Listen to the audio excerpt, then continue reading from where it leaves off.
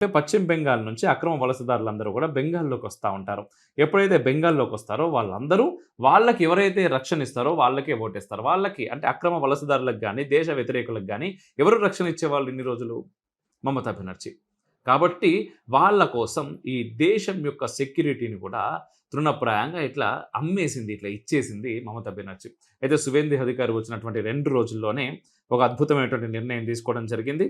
And పశ్చిమ బెంగాల్ ఇది cabinet సమావేశంలో భారత్ బంగ్లాదేశ్ సరిహద్దులో కంచె వేయడానికి సరిహద్దు భద్రతా దళం అదే బీఎస్ఎఫ్ అంటాం కదా, బోర్డర్ సెక్యూరిటీ ఫోర్స్ భూమిని అప్పగించే ప్రతిపాదనకు ఆమోదం తెలిపిర్రు. అండ్ 45 రోజుల్లోగా ఈ భూమిని కేంద్ర మంత్రిత్వ శాఖకు బదలాయించే ప్రక్రియను పూర్తి చేయాలని ప్రభుత్వం లక్ష్యంగా పెట్టుకున్నది. దీనివల్ల చాలా కాలంగా పెండింగ్‌లో ఉన్న కంచె నిర్మాణం పూర్తవుతుందని ప్రభుత్వం భావిస్తుంది. చూసారు కదా! అంటే కేంద్ర ప్రభుత్వం అనుకున్నంత మాత్రాన మనం చాలా సందర్భాల్లో మనం మాట్లాడుతూ ఉంటాం. అక్రమ వలసదారులని కేంద్ర ప్రభుత్వం ఆపేసేయొచ్చు కదా!